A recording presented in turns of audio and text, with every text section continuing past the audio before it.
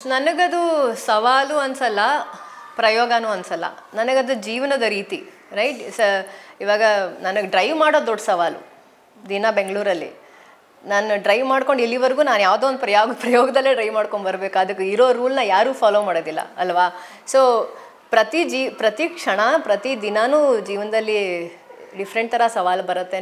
ನಾನು ಯಾವುದೂ bench mark ಇಟ್ಕೊಂಡು ಅದ್ರ ಕಡೆ ಹೋಗ್ತಾ ಇಲ್ಲ. ನನಗೆ I take one day at a time. ನನಗೆ ಬೆಳಗ್ಗೆ ಎದ್ದಾಗ ಈಗಲೂ ಸಿನಿಮಾ ಬಗ್ಗೆ ಯೋಚನೆ ಮಾಡಿದ್ರೆ ಟಕ್ಕಂತ ಎದ್ದೇಳ್ತೀನಿ ನಾನು, ರೈಟ್. ನನಗೆ ಸಿನಿಮಾ ಆ ಥರ ಒಂದು ಕಿಕ್ ಕೊಡ್ತಾ ಇರೋವರೆಗೂ ನಾನು ಸಿನಿಮಾ ಮಾಡ್ತೀನಿ. ಸಿನಿಮಾ ಯಾವತ್ತು ಯಾರೂ ನನಗೆ ಹೇಳಿಲ್ಲ ಬೆಡ್ ಆಫ್ ರೋಸಸ್, ನಿನಗೆ ಹೂವು ಹಾಕಿ ಕರಿತಾರಮ್ಮ ಬಾ ಅಂತ. ನನಗೆ ಗೊತ್ತು ಇದು ಕಷ್ಟದ, ಪ್ರತಿದಿನ ಕಷ್ಟನೇ.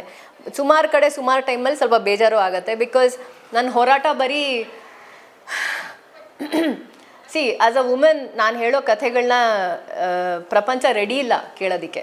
As a women, not as a ರೂಪ, ಆಸ್ ಅ ವುಮೆನ್. ಸಿನಿಮಾ ನೋಡೋಕ್ಕೆ ಬರೋರು ಸುಮಾರು ಜನ ಹುಡುಗರೆ. ಬಿಕಾಸ್ ನಮ್ಮ ಇಂಡಿಯಾಲಿ ಮಲ್ಟಿಪ್ಲೆಕ್ಸಸ್ ಇರೋ ಸಿಟೀಸ್ ತುಂಬ ಕಡಿಮೆ. ಸಿಂಗಲ್ ಸ್ಕ್ರೀನ್ಸೇ ಇರೋದು. ಸಿಂಗಲ್ ಸ್ಕ್ರೀನ್ಸ್ಗೆ ಒಂದೊಂದೇ ಹುಡುಗಿ, ಇಬ್ಬಿಬ್ಬರೇ ಹುಡುಗಿಯರು, ಮೂರು ಜನ ಹುಡುಗಿಯರು ಹೋಗೋಕ್ಕಾಗಲ್ಲ ಅನ್ನೋ ಥರ ಪರಿಸ್ಥಿತಿ ಇದೆ. ಸೊ ಹುಡುಗರೇ ಜಾಸ್ತಿ ಸಿನಿಮಾ ನೋಡೋದು. ಹುಡುಗರು ಬಂದು ಸಿನಿಮಾ ನೋಡಿ ನಾವು ಹೇಳೋ ಕಥೆಗಳು, ಇವಾಗ ಗಂಟು ಮೂಟೆ ಆಗಲಿ ಅಥವಾ ಹುಡುಗಿ ಸೆಂಟ್ರಿಕ್ ಒಂದು ಕತೆ ಹೇಳಿದಾಗ ಅವಳ ಭಾವನೆಗಳು ಅದ್ರ ಬಗ್ಗೆ ಹೇಳಿದಾಗ ಎಷ್ಟು ಜನ ಹುಡುಗರು ಬಂದು ಸಪೋರ್ಟ್ ಮಾಡ್ತಾರೆ. ಸೊ ನನ್ನ ಹೋರಾಟ ಸಿನಿಮಾ ಮಾಡಿ ರಿಲೀಸ್ ಮಾಡೋದ್ರ ಅಷ್ಟೇ ಅಲ್ಲ, ಯೋಚನೆ ಚೇಂಜ್ ಮಾಡಬೇಕದು.